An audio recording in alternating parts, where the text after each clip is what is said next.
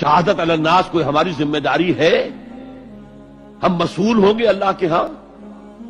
احساس ہی نہیں. اپنی روٹی، اپنی دال، اپنا مکان، اپنی کوٹھی، اپنا محل، اپنی کار، اس کا نئے سے نیا جو ہے ماڈل، ساری ہماری سوچ تو ان چیزوں کے گرد ہے. کس کو یاد ہے کہ بحیثیت امت ہمارا فرض کیا تھا؟ اس حال میں کچھ لوگ تو ہونے چاہیے جو ہوش میں آئیں. تو جاگو اور جگاؤ. جسے ہوش آ گئی، ارے ہماری ذمہ داری تھی، ہم بھولے بیٹھے، اسی لیے ہم برباد ہو رہے ہیں، تباہ ہو رہے ہیں. تو دوسروں کو بھی جگائیں، دوسروں کو بھی یاد دلائیں، اور مل جل کر ایک امت بن جائیں. ہم مقصد لوگ، یہ امت جو ہے اس کا جو کوئی ایک مقصد ہے ہی نہیں سرے سے. زندگی برائے زندگی ہے، اب زندگی کسی مقصد کے لیے تو ہے ہی نہیں. بالکل جس طرح حیوان جیتے ہیں، زندگی تو وہ بھی گزارتے ہیں، لیکن ان کی زندگی کا مقصد کوئی نہیں. لیکن جو جاگ جائیں، جنہیں احساس ہو جائے، جو محسوس کر لے کہ یہ ہماری اجتماعی ذمہ داری ہے، اور اسی کو پورا نہ کرنے کے باعث ضربت علیہم الذلۃ والمسکنۃ وباؤوا بغضب من اللہ کی صورت جو کبھی یہود کی تھی وہ آج ہماری ہو چکی ہے. اب یہ جو امت وجود میں آئے اس کے 3 کام کرنے کے ہیں. وَلْتَكُن مِّنكُمْ أُمَّةٌ يَدْعُونَ إِلَى الْخَيْرِ وَيَأْمُرُونَ بِالْمَعْرُوفِ وَيَنْهَوْنَ عَنِ الْمُنكَرِ. پہلا کام وہ دعوت الى الخیر.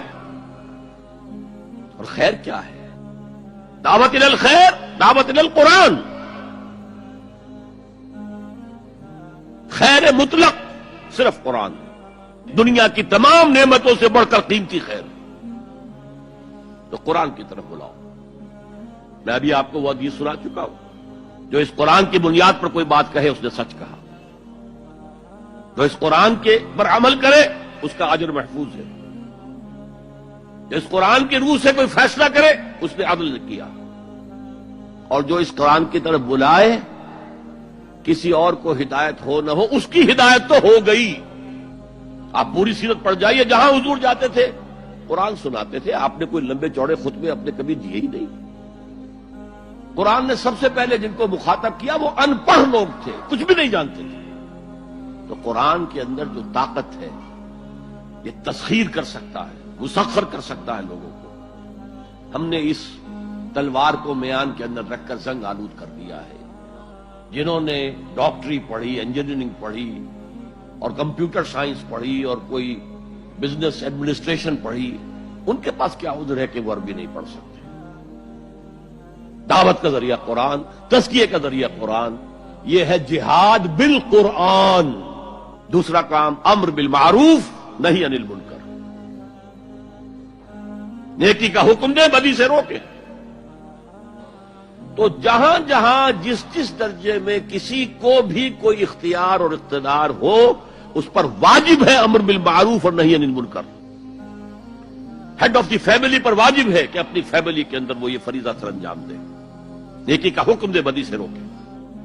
قرآن مجید میں 9 مقامات پر یہ دونوں اس طرح ساتھ ساتھ آئے ہیں جیسے ایک گاڑی کے 2 پہیے ہوتے ہیں. اس کے علاوہ متعدد مقامات ہیں جس میں اصل زور نہی عن المنکر پر ہے. اچھا، نیکی کی اگر آپ مشورہ کریں، واز کہیں تو کوئی آپ کو کچھ نہیں کہے گا، بلکہ آپ کے گلے میں ہار ڈالیں گے، کچھ نذرانہ پیش کریں گے. زیادہ سے زیادہ آپ نے کچھ کہہ دیا تو گردن جھکا لیں گے. اور آپ نے اگر کہیں نہیں یعنی منکر کا کام کیا تو اب ماتھے پر بل پڑیں گے، شکن پڑیں گے. پھر آپ کو دوبارہ وہاں دعوت نہیں دی جائے گی. اور وائس کم ہے، میٹھی میٹھی باتیں کرتے ہیں، چھوٹے چھوٹے کاموں کے اوپر اتنے اجر و ثواب کا وعدہ کرتے ہیں کہ پھر کوئی بڑا کام کرنے کی ضرورت ہی نہیں.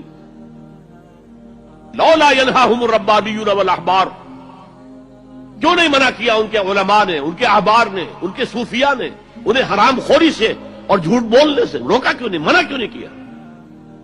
حدیث میں آتا ہے لَتَأْمُرُنَّ بِالْمَعْرُوفِ وَلَتَنْهَوْنَ عَنِ الْمُنكَرِ أَوْ لَيَخْتِمَنَّ اللَّهُ عَلَىٰ قُلُوبِكُمْ. تمہیں لازماً نیکی کا حکم دینا ہے، بدی سے روکنا ہے، ورنہ اللہ لازماً تمہارے دلوں پر مہر کر دے گا. تم میں سے جو شخص بھی کسی بدی کو دیکھے اس کا فرض ہے کہ طاقت سے، ہاتھ سے اس کو روکے، بدلے. اگر اس کی استطاعت نہ رکھتا ہو تو زبان تو استعمال کرے، گونگا شیطان تو نہ بن جائے، کہے تو صحیح اللہ کے بندے باز آ جاؤ، اے اللہ کے بندو اللہ کے غضب کو دعوت مت دو، کہو تو صحیح۔ اور اگر زبانوں پہ بھی تالے پڑ گئے ہوں تو آخری درجے میں فَإِلَّمْ يَسْتَطِعْ فَبِقَلْبِهِ، دل سے شدید نفرت تو رکھے، راتوں کی نیندیں حرام تو ہوں، سوچے تو صحیح کیا ہو رہا ہے۔ دولت کی تقسیم کا نظام اسلامی نہیں ہے، سیاسی نظام اسلامی نہیں ہے، اس اعتبار سے ہمارے اندر شدید نفرت تو ہو۔ اگر یہ نفرت بھی نہیں ہے، اگر بے چینی بھی نہیں ہے، کوئی کڑھن بھی نہیں ہے، فرمایا ذالک اضعف الایمان، یہ ایمان کا کمزور ترین درجہ ہے۔ کیا مانی؟ اس کے بعد پھر ایمان نہیں ہے۔ دوسری حدیث سنیے، اللہ نے مجھ سے پہلے کسی بھی امت میں کسی نبی کو نہیں بھیجا مگر اس کے کچھ نہ کچھ حواری، کچھ نہ کچھ اصحاب تو ہوتے تھے نا۔ وہ کیا کرتے تھے؟ وہ حواری اور صحابہ اپنے نبی کی سنت کو مضبوطی سے پکڑ لیتے تھے اور انہی کے احکام کی پیروی کرتے تھے۔ پھر ہمیشہ ایسا ہوا ہے کہ بعد میں کچھ ایسے ناخلف اٹھے کہ وہ کہتے وہ تھے جو کرتے نہیں تھے، اور کرتے وہ تھے جس کا حکم ہی نہیں ہوا۔ وہ اپنی ہی ایجاد کردہ روایات ہیں، اپنی ہی ایجاد کردہ بدعات ہیں، اپنی ہی ایجاد کردہ رسومات ہیں، ان پر لگے ہوئے ہیں اور دعوے کرتے ہیں اللہ سے محبت، رسول کے عشق کے، جبکہ ان کے عمل میں نہ اللہ کی اطاعت ہے نہ رسول کا اتباع ہے۔ اب جب ایسی صورت پیدا ہو جائے تو کیا کریں؟ فَمَنْ جَاهَدَهُمْ بِيَدِهِ فَهُوَ مُؤْمِنٌ، تو جو مسلمان بھی ان کے خلاف جہاد کرے گا اپنے ہاتھ سے، اپنی طاقت سے، وہ مومن ہوگا۔ وَمَنْ جَاهَدَهُ بِلِسَانِهِ فَهُوَ مُؤْمِنٌ، اور جو ان کے خلاف جہاد کرے گا اپنی زبان سے، وہ بھی مومن ہوگا۔ وہی تین درجے۔ وَمَنْ جَاهَدَهُمْ بِقَلْبِهِ فَهُوَ مُؤْمِنٌ، جو جہاد کرے گا بالقلب وہ بھی مومن ہوگا۔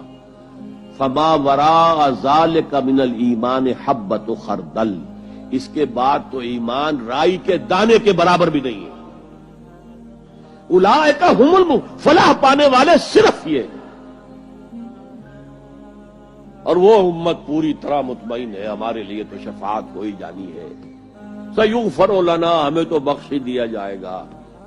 لن تمسنا النار الا ایاما معدودات، ہمیں تو آگ چھو ہی نہیں سکتی مگر صرف گنتی کے چند دن۔ تلک امانیہم، یہ ان کے من گھڑت خیالات ہیں۔ امانی کہیں گے وشفل تھنکنگ، یہ ان کی وشفل تھنکنگ کے سوا کچھ نہیں۔ تو انکر المنکرات کیا ہے؟